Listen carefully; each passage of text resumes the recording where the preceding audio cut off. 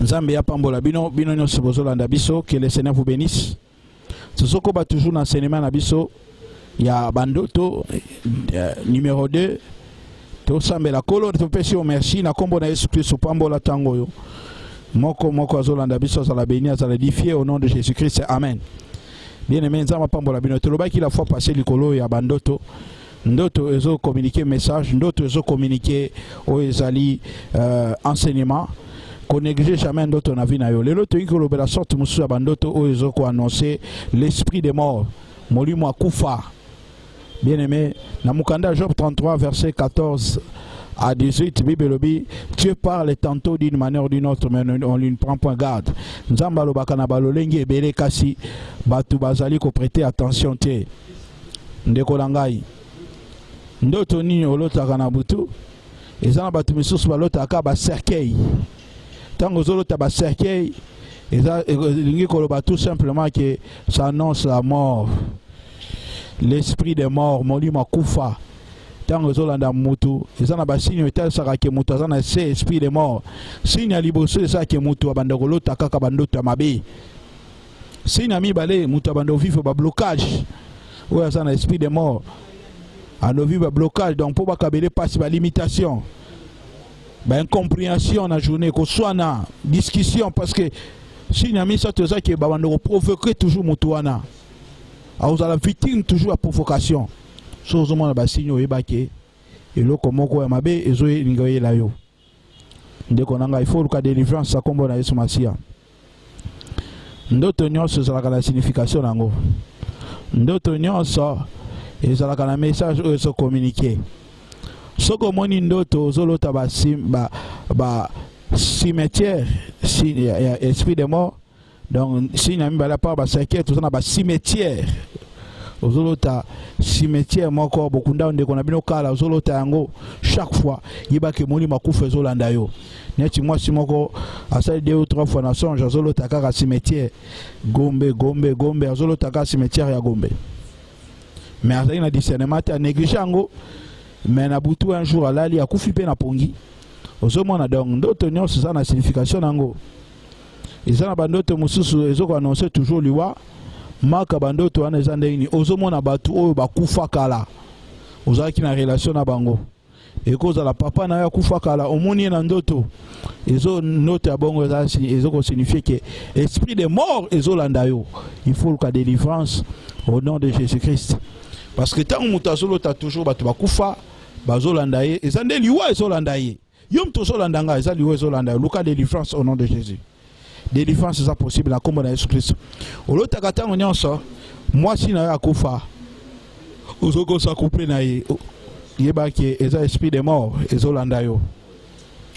Olota kani na ndoto forme mususu ya esprit de mort na kati ya ndoto lobi ke mutu akomona batu oyo si bakufa déjà bandakala Bible lobi rapport mon côté entre ba vivant et ba mort. Il n'y a pas de rapport entre les vivants et les morts. Tango mutazolo tabatu bakufa tango nyonso bazolanda ye eza liwande zolanda ye yo mutu oyo liwe zolanda yo il faut telema na kata prière pour la délivrance. Délivrance est possible au nom de Jésus-Christ. Nzambe wana koyiko kangola yo olotaka tango nyonso bien aimé bakangi yo na kasho yeba ki eza molimo ya emprisonnement eza na batebele bakanga vina bango eza na batebele bakanga finance na bango tu es emprisonné quelque part malgré que tambola tu fais les mouvements moza emprisonné. Il faut la délivrance au nom de Jésus-Christ. La délivrance est possible. Ndeko nangai nzambe wana ko ikokangola yo na kombo na Yesu Kristo. Ndoto nyonso eza ndoto ya konéglige te. Ndoto nyonso communiquera message moko oyo ezoyela moto ekozala makambo eleka to makambo ekosalama na présent to na futur. Mutu azolota na butu bazoya kotuba embeli eza ndoto bakomba eza ndoto zo annoncer pe kufa ozolota mutu azolanda yo na mbeli mutu azolanda na machette ozolota mutu azofina o kingo olamuki we kingo pass Et ça nous tabac combat qu'on néglige en côté. Tu dois chercher la délivrance au nom de Jésus-Christ. Le rêve et leur signification. Bandoto pe na ko limbo e limbo le minango. Ozolo tanabutu mutu abatu bazolanda yo po baboma yo. Okome sika moko za souffler. Yeba ke ndoto aneza signe ya mabe, za signe ya liwa. Ozolo tanabutu mutu kesala accident batinyo so bakufi.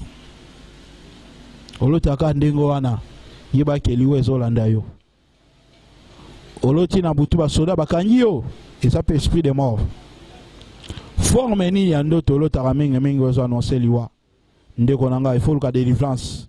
La délivrance est possible au nom de Jésus-Christ. Tu rêves souvent, tu es attaqué par les bandits. Tu rêves souvent les cercueils. Ça annonce l'esprit des morts. Tu dois chercher la délivrance, mon frère, ma soeur. Tu rêves souvent, on est en train de te poursuivre avec le couteau pour te tuer. Ça annonce la mort. Tu dois faire attention. Mon frère, ma soeur, la délivrance est possible au nom puissant de Jésus-Christ. Vous pouvez nous appeler au 00243 89 811 40 31.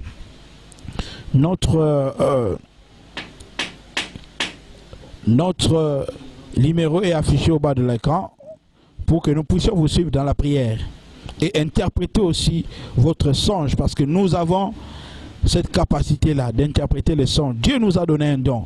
Il nous a mandaté pour vous. Vous rêvez souvent de cercueil, vous rêvez souvent la mort. Sachez qu'il y a un esprit de mort qui est en train de vous poursuivre. Parce que quelqu'un qui fait souvent ses rêves, il va remarquer physiquement comme ça, les choses ne vont pas aller. Il va vivre le blocage. Il sera bloqué. Vous êtes en train de vivre le blocage. Vous faites tout pour nouer les deux bouts du mois, mais vous ne parvenez pas. Il y a un esprit de blocage. Parce que quelqu'un qui est habité par un esprit de mort, il est bloqué.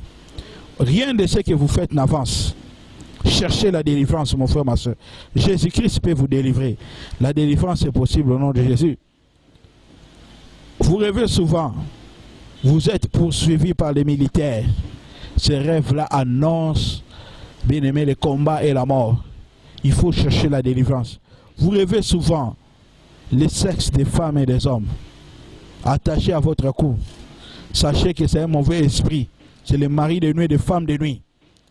Bien aimé, j'ai le dictionnaire de rêve avec moi. Je vais vous donner l'interprétation de toutes sortes de rêves qu'une personne peut avoir. Vous rêvez souvent les sangs. Vous rêvez souvent les sangs. Aux hommes, on a makila. Yeba kisa sacrifice. Balingiba bomayo. Ça annonce l'esprit des morts. La délivrance est possible au nom de Jésus-Christ. Je vais vous donner 52 choses. 52 choses. Oh, mutakoyi komona. Nakacha rêve. Pe ba signification nango. Amen. Donc en tant qu'enfant de Dieu, vous ne pouvez pas négliger le dictionnaire des rêves avec moi. Nous avons passé le dictionnaire, on a commis déjà livre comme quel que soit rêve qu'on soit. Dieu nous a donné le don de l'interprétation. Vous rêvez souvent, on vous a volé les chaussures, baïbio basapato. Il y a baïbio au ministère. N'est-il pas sûr, moi, l'otagi basapato, chaussures baïbie. 6 mois après, le ministère n'est qu'à qui moutazagi na 600 membres, il y a 50 membres. Si bâtiment se bâtit à Kanye Église. Pourquoi? Les chaussures wana baïba qui est, ils ont symbolisé ministère baïbi. Mais comme ça y a un discernement, tu as priété. Et ça bâtiment sous aux landanga bolo taka mabe. Mais moutako interpréter le barref wana zate. Nzambatini mosali na ye poete na nzela na ye ozwa délivrance. Bien aimé, kufano ce kotaki na ndako na yo na misala na yo na nile yango au nom de Jésus. Olotaka kaka na butu. Ozana kata cercueil, c'est l'esprit des morts. Olotaka na butu mutu a melisio kisi a ole biloko kufi, c'est la mort. Olotaka na butu batu babandi ba kote lio ma ekoti na ndako inondation, c'est l'esprit des morts.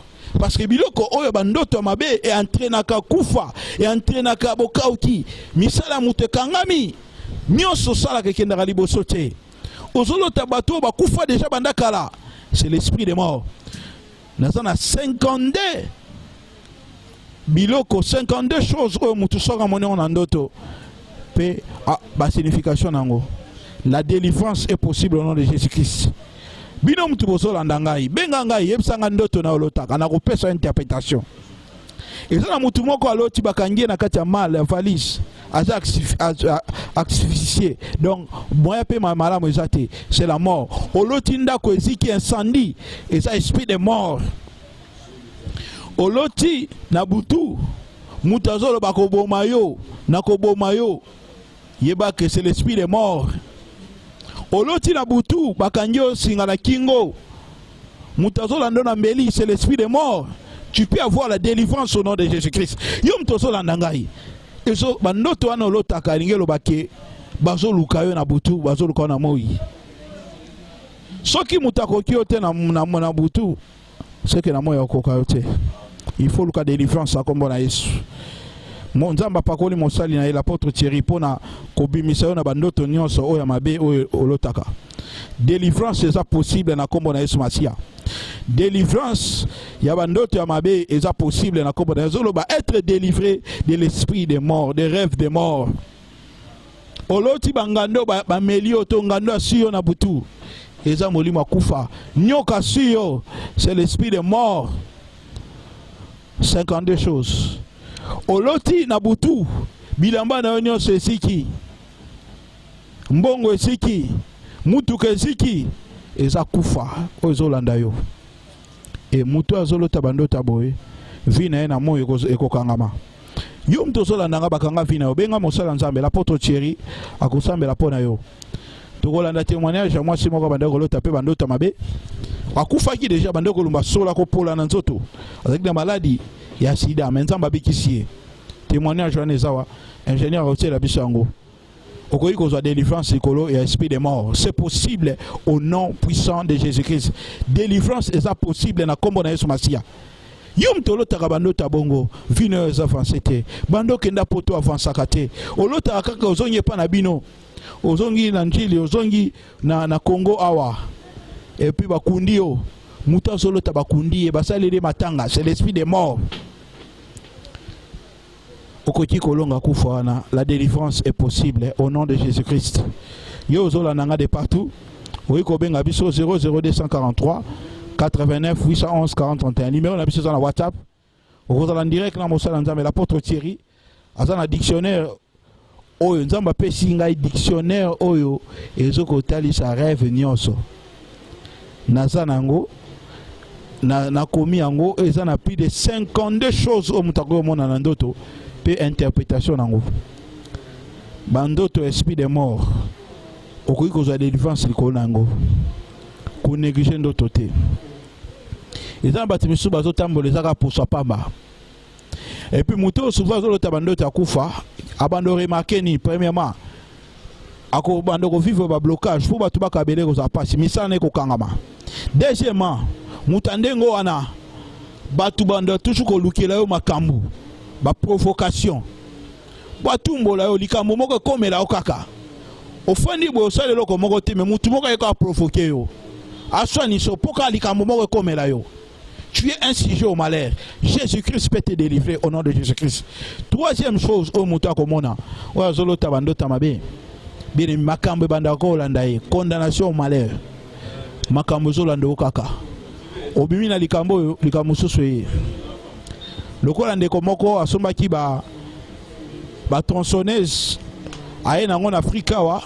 Mais avant asomba biloko wana bandolo taga bando tamabe. Alota biloko na ebungi azolota abomi mutu abeti mutu masasi mais azaki na discernement te tanga ye nango ba tronçonneuse wana baluki client zate ndeko na bango moko ala lubite comme za mutabandu na nyoki kuna banzete sara na zamba yaka toke na ba tronçonneuse kuna bakende kokata banzete bamema ba tronçonneuse kenda bakata nzete liboso ya mibale. Troisième nzete bakata nzete kwela mutu akufi batamboka balanda batu wana bazana ba tronçonneuse bakima basundola ba tronçonneuse bakimi batiki yango ozomona. Mais avant investir na eloko wana ko zaki ba marque moko allemand ti lelo ndeko wana futa ba nyongo na poto azonga poto mbangu parce que ba poursuivre ye ozomona bandoto ndengo wana ngelo ba esprit de mort bando landa ndeko et créer blocage ndeko mususu alotaki mutuka na esiki ala mukana tongo bo incendie se déclarer na ndako esika batu nyonso babimi mais sauf ye asiki nzoto mombalinga kufa esprit de mort soki ozolanda mutu bien aimé makambo bando olanda ka mutu yo mtu ozolanda makambo olanda ka okaka mwasi aboyo mbongo bungi obando omona mutu olotaka bandoto ba esprit de mort abando omona ba disparition biloko yo mtu ozolanda nga biloko bunga koka moni chanete bungi na ndako monte moko bungi yeba ke kufa ezolanda yo mystère ya apparition na ba disparition bando omona biloko ko bunga misusu ko apparaître donc yeba ke ezando ta kufa il faut la délivrance. La délivrance est possible au nom de Jésus-Christ. Au Kobenga Mosala Nzamba, dans un dictionnaire, il y a un rêve. Dans un plus de 52 rêves, na commis en Nzamba, il y a une révélation. Pour nous moutunions sur quelque chose d'autre que l'autre, délivrance est possible na combo de Jésus-Christ. Nzambe wana ko kangola yo. Nzambe wana ko pesa okimia. Nzambe wana ko bundila batu nyoso bazo bundisa ba ko kwea au nom de Jésus. Et Seigneur le boya kufa. Bible le bin psaume 118 verset 17. Je ne mourrai pas, je vivrai, je témoignerai les œuvres de l'Éternel. Ndeko nanga faut boya kufa. Kufa nyo se ça nzambe te. Il faut to boyango. Ndeko aloti na butu ba fini kingo akufi. Na tonga la moki boye alinga kene musala nzoto lembi. Alinga kene musala nzoto lembi nzoto bien te. Abengi bato musala ba bise yaka kaka. Musala za makasa soki o ete musala ko beba. Ake musala boye akuta un accident batino so bakufi na motuka yepe akufi ozomona pourquoi négliger ki ndoto ko négliger ndoto te ndeko na ngai ndoto nyonso eza na signification nango mutu nyonso avant kufa nzamba vertisaka ye mutu nyonso avant kufa ayebaka liwa na ye bamisu mpe bayebaka liwa na bango te mais eza nzamba kolobelo d'une manière ou d'une autre. Et ça, tu me souviens qu'on a tapé au monde au voyage, va voyager. Et ça, tu as koufa. Au loti au voyager. Ah, na loti na sali voyage, mon ko batu ba sepe là. Yeba ki ezaliwa. Ba ndoto musuba voyage mususu, ezape liwa. Ndoto musupe mutakolo ta ya feti ezape liwa. Parce que feti eza rassemblement batu. Oh ba salinga feti. Mais il faut pas interpréter le feti mususu eza feti. Ezaliwa. Nzambe ya pambola bino na lingina sambe la sikopo na batu nyonso bazolanda biso basala bandoto mabe nako pesa ta ingénieur atia biso témoignage ndeko asala ki bandoto mabe azaki na maladie ya sida aloti bazotu ba etonga na butu mutu moko abimi bilamba mwindo aotu ba etonga tangu ndoto wana sida bande kobela akelo hôpital balobi azana sida bote papati Nzambe ya pambola yo boni mama toza malamu na ngolo nzambe likamuni nzambe asali na vi na yo kokoyebisa bato ndenge nini nzambe alongolaki oyo na liwa okufaki ozongisu na bomoi bon napesaka nzambe wana merci na oyo asala mpona lelo nini nzambe asali mpona yo bon alongolanga na kati ya kufa ngo ezalaki ndenge nini kufa ezala pasi ya kobota na maladi donc nzambe asalelanga ya minene nakomisaka nzambe wana obelaki makasi obelaki makasi obande bete bango témoignage bayoka na restaurant ndenge ezalaki babwakeli yo maladi ya restaurant nazalaka koteka kaka boye esika na oteka na kwei babetanga mpenza maladi na tolo na mokongo na ndenge na koyaka ne ntango okendaki epa baminganga balobaki nini mama babaki eza maladi nini bon bayesanga kaka ke yo ezali maladi bon ozalaki su moto ozala na mokili te su moto ozala na mokili te me nzambe wana kaka abundelaka biso amen lelo naza vie mpona nzambe na nzela ya priere mosala nzambe abondeli mpona yo obikisami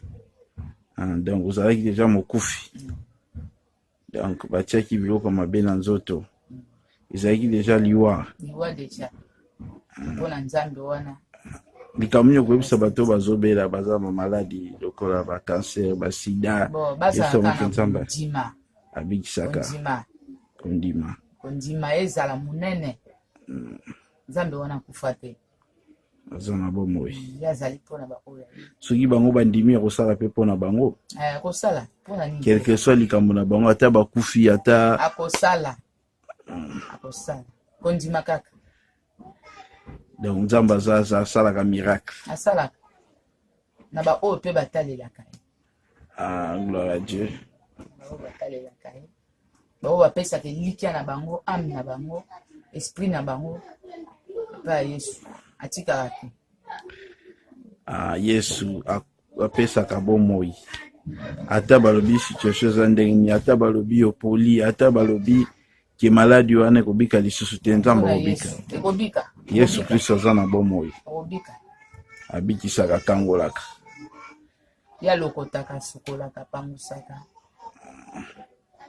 akoki mpe kobikisa bango akobikisa ata balobi baza na sida ata balobi baza na AVC akobikisa nzambe azwa lokumu nzambe apambola yo batémoignage eza ebele oyo asalaki mpe na mwana na yo Jérémie 4 opération nzambe abikisi ye de hernie appendicite typhoïde donc mwana mobali azosenye na nsima makila ezobima bazomema ye komema libumu evimbi mwana aliaka te asalaki combien de jours azolia te abetaka une semaine aliaka te me nzambe donc azalaki mpe lokola mokufi nzambe alingi libotano mingi mama azosala bikamwa gloire à Dieu likambo nini okoyebisa bato mpe baza na bana bango bazobela baza liboma yebisa bango ke yesu kristo abikisaka soki opesi elikya na yo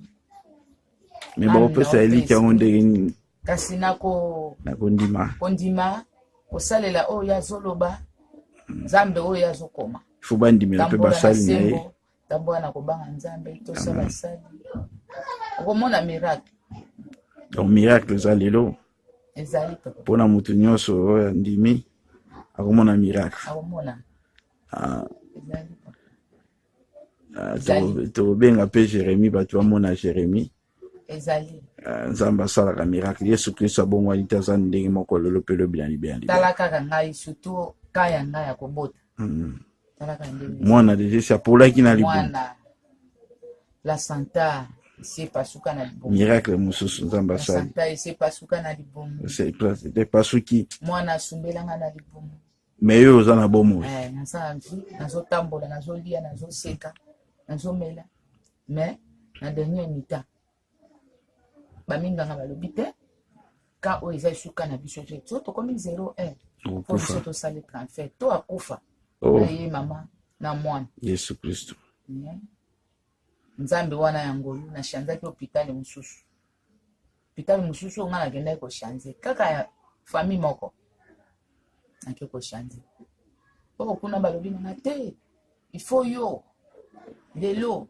tozozwa bakisi tobaka yo po mwana wana abima nga alobi te ngai na nzoto yanga kisi mosusu ekokota te kisi nange eza kaka nzambe nazali kana kondima kisi nange eza nzambe esprit nange esimbi te na hôpital na bimi na hôpital nake hôpital wana mosusu oyo eza liboso na bango nde mpe nakendaka baconsulte nga soki nalobi ke na pisie mona baminganga baye batali masuba kaya mama musi eza mabe oyo eza kufa na bika nga mona yoki bango na lobi bino bozoloba kufa na bika nga na kokufa te nga naza mutu na ndime na nzambe akotika nga te naza para naza responsable zemi esalaki combien de mois na libumu inane taki mpenza inane mbula mobimba ndeni oyebaki ke mwana akufi deja na libumu bon a partir ya consultation wana nde baminganga baza koconsulte nga nde baza koansire avec nga bon nayebaki mpe te nde ka baminganga bakoconsulte nga me ngai nazokaka mona otambola